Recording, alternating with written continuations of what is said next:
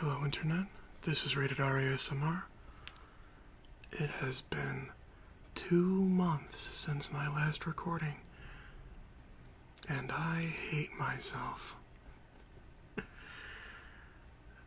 I am sorry for taking so long.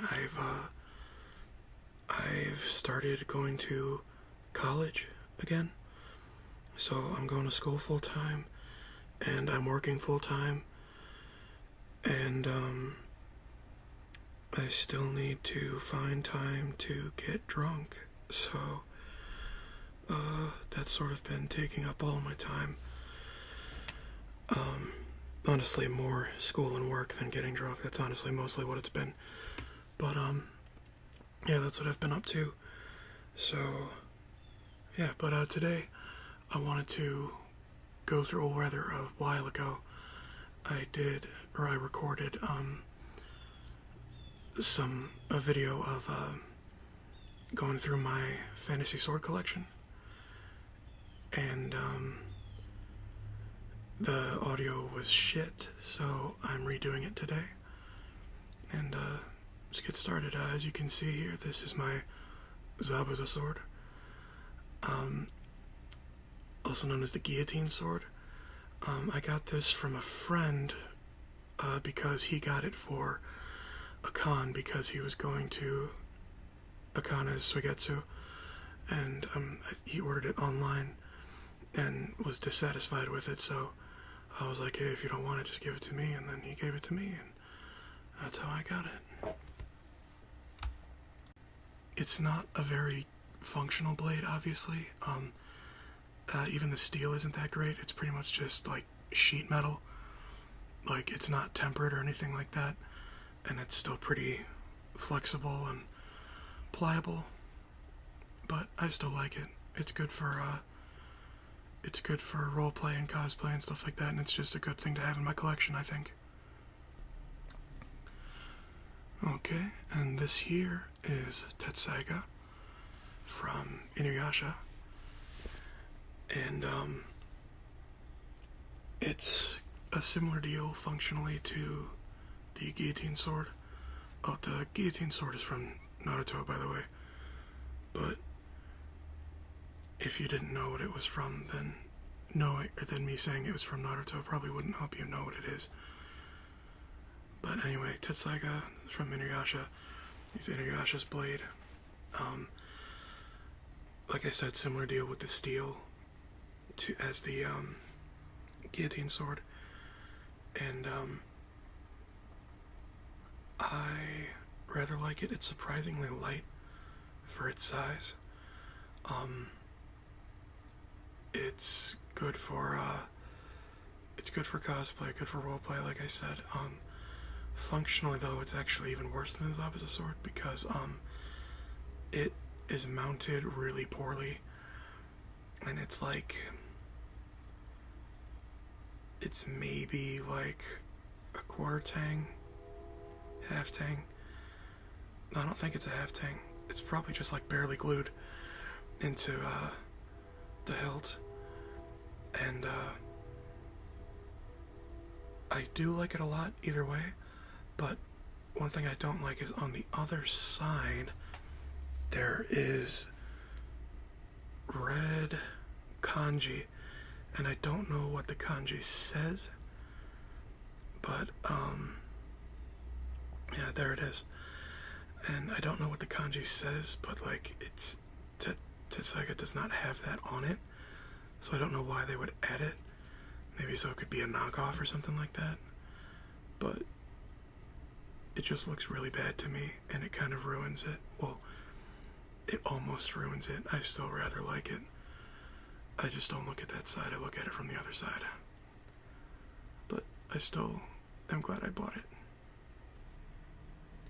This next one is my Shikai form Zangetsu from Bleach. It belongs to Ichigo Kurosaki. It also is surprisingly light for its size. This is actually made with decent steel. I don't know what exact type of steel, like whether it's 10 1093 or 1082 or anything like that. But it was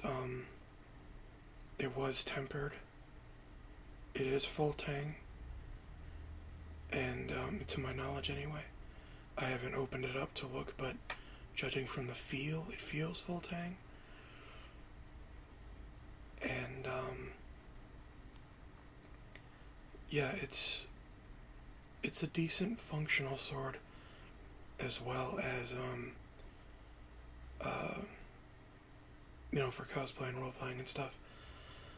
It is obviously not good for combat, but I mean, by functional, I mean like with cutting and stuff like that. Like this can be sharpened and cut with. It's a proper sword. It just isn't designed for fighting. But it definitely can cut. And that's pretty much that. It's still pretty good. I'm glad I bought it. This is Sasuke's sword from Naruto Shippuden. It's also known as Kusanagi. It's also known as the grass cutter. I do like this replica in particular because it's one of the very few accurate replicas that I've seen. Because like 98% of the time when you search for like Sasuke's sword or Kusanagi grass cutter, whenever you search for the sword, the blade is correct and the style, the shaping of the hilt and the sheath is correct. But the paint on it is incorrect because Sasuke's sword is black, and the most popular, or at least most frequent version of the sword shows up with the most popular version of the sword has a white hilt and sheath with like a black stripe going down the middle and the Uchiha crest on the hilt, and that has never been a thing. I don't know who came up with that. Maybe it was in like some concept art that what's his name? Yeah, I gotta look it up really quick.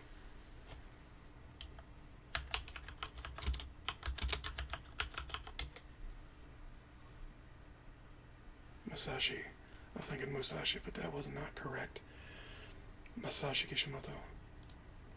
But anyway, in the manga books, there is like concept art of like the characters in like street clothes or like just alternate costume or alternate outfits or whatever. I'm thinking costumes because of fighting games, but alternate outfits and stuff like that. So maybe it was some concept art and some idiot thought it was the real thing, or I don't know. But this is the true accurate replica, and I'm happy I found it. This here is one of my favorites because it's an actual real katana, not necessarily a high quality one, but it is a real one, and it is a replica of Oren's sword from Kill Bill. And I'm just giving the rundown of the saya there mainly so you can see the pattern on the hilt, because that is really what distinguishes this as a replica of that sword. It's got the trademark lack of a tsuba or guard.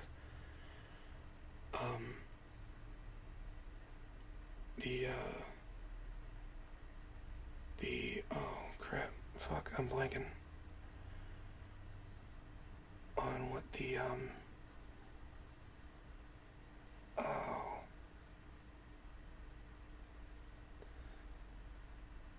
it's, oh, I can't remember what it's called. I think it starts with an H. But, the wavy line on the blade that, indicates where the steel was hardened versus where it was left softer on the edge of the blade.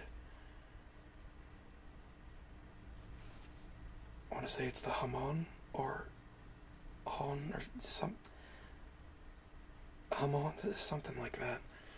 I can't remember. I know how it's done, I just don't know what it's called. Well, I do know, I've just forgotten. It's been a long day. Thankfully, I don't have work today. I just had school earlier. But, yeah, so I'm drawing a blank on that. But anyway, like I said, it's a functional sword as well as, being a replica, so it's good for whatever you want to do with it. Even for combat, it's usable in combat. Like, it's not a terrible idea to bring this to a fight. A sword fight, that is. But, you know, just the whole no guard thing is, generally problematic in a fight.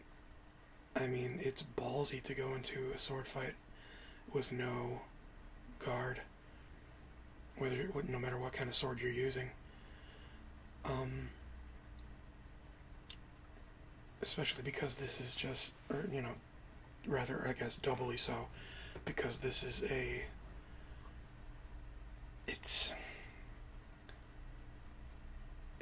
the overall length is a little tiny bit shorter than a full-length katana, and a katana is like a mid-range sword anyway, so this is like a close to mid-range sword. So if you were to take this into combat without a guard, you know, you'd better be goddamn skilled with it. Now with this one, some of you may be going, ew, what is this disgusting monstrosity? Get it off the screen before I vomit. I'm trying to go to sleep. And some of you may be saying, that's the worst Riku sword I've ever seen. And both of you would be correct. This is supposed to be a replica of Riku's Darkness Sword from Kingdom Hearts 1, when he was possessed by Ansem.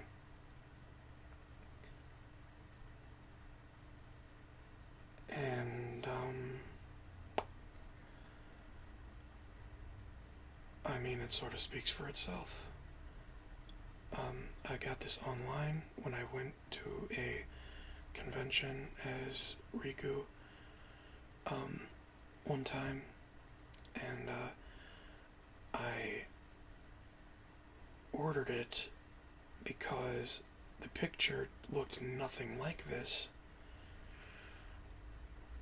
when I, you know, like on the website, and so I ordered it and it looked good on the website, and I received it and it looked like this, and it was practically falling out of the hilt. Like, it feels like they didn't even glue it. It feels like they just sort of carved a vague hole of like what the tang might be in terms of size, and then just sort of jammed it in the hilt, which is basically made of plywood. It's very shoddily constructed, and the steel is shit. It may not even be steel. It might be iron, because it is pretty malleable. If it is steel, it's a very low carbon steel. Like, it's almost iron if it's not already. And, you know, there's no indentations or grooves or protrusions or anything. It's just paint. Yeah, that'll get the job done, whatever. We have his money. What is he gonna do? Is he going to try to return it? Well, yes, but he won't be able to because the website will be down when he goes back to do so. Like, I don't know if it's just poor timing. Like, maybe I was the last horrible sale that they made before they got shut down. Or maybe it was just a bogus site, like a scam site. And, I, was just their last sale before they decided to close up shop and start a new scam project. But the website was gone when I went to return it, so I was stuck with it. And,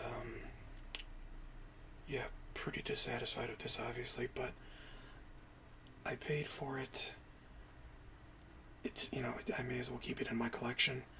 Plus, it allows me to say that I have a replica Riku sword, and as long as I don't go into too much detail with it, I'll be good. It'll be a good thing to get me some nerd cred. Now this is a sword that belongs to a character whose name I cannot remember. I do know that he is from One Piece, and I remember that he was Roronoa Zoro's, like, he wasn't his rival or nemesis or anything, because the dude didn't really even know that Zorro existed, because that's how far above him he was, but it was Zorro's goal to defeat this guy in a sword fight, and he did fight him once, as far as I've gotten, and, the dude beat Zorro, like, he whooped his ass with, like, a tiny dagger that was, like, the size of a finger, while Zorro was using all three swords, fighting as hard as he could. And I thought that was neat. I liked that fight. And I like the guy, but I kind of regret getting this because I don't really like One Piece anymore. Like, because I did like it, and then I read through the Desert Arc, which a lot of people say is the best one, but I hated it. I hated the Desert Arc. And then after that was Skypiea, and I hated Skypiea even more, and it wasn't getting any better after Skypiea, so I just dropped out. And even the parts of One Piece that I really liked, I don't really care about it anymore. I'm just sort of over it, and so I sort of regret buying this piece, but, it wasn't a bad purchase, it just wasn't necessarily a wise one. But, I have it, and, it's still a cool sword, and I still like the character, so, overall satisfied. Wouldn't do it again, but I'm overall satisfied. Now this next one is the crown jewel of my collection. It is Frostmourne from World of Warcraft, belonging to the Lich King.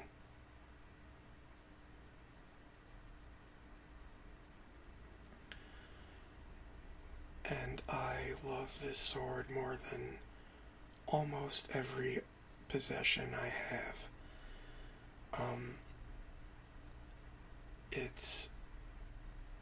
The craftsmanship is beautiful.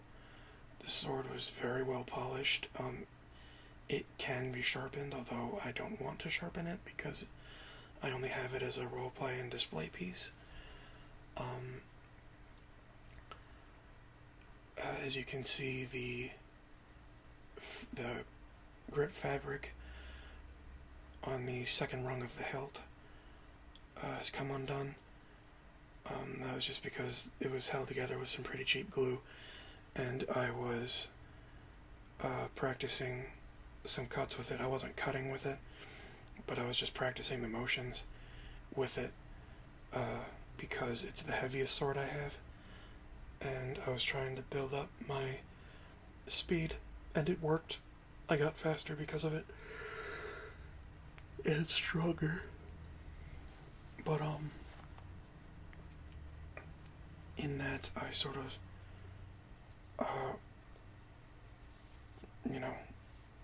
tore off part of the grip, which is okay. I'm fine with that. And at some point during that, the blade became a little bit loose, and so now it sort of jostles a little bit inside of the, I don't know what you call that, sort of second guard that is there. So it sort of jostles a little bit inside now, but it's okay because I'm not using it for function or anything like that. And it's still just goddamn gorgeous. I love it so much. And the last thing I'm going to show is my custom lightsaber. I got this from Saber Forge. And it's just really kick-ass. I got the purple blade, obviously, and I didn't get the sound pack in it, so it doesn't make any sounds or noises or anything like that. It's just the light, but that's fine. I don't, the sounds jump the price up by like 50 to 60 bucks. And I just find them sort of obnoxious anyway. Because, like, if I was going to film with it,